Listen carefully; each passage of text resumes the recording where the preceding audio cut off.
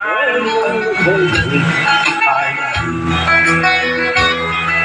sarap pakinggan ng kay haba mong talumpang.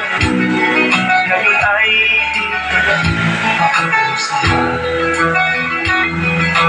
Naroon ka sa iyong palasyo at nagtatahan, napapaligiran ng mga walang.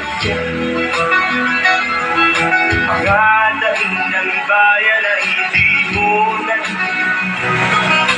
dahil ba sa kalansing ng pinagalan. Palagi kang laman ng dyaryo, may kasamang dalawa. Mga kabayan mo'y naging kumukulo na andyan at halos di na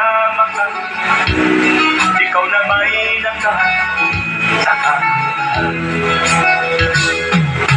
Naroon ka sa iyong palasyo at nagtatahan, napapaligiran ng mga gwanadyan. Mga dating ng bayan ay di mo narinig, dahil ba sa kalansing ng pera.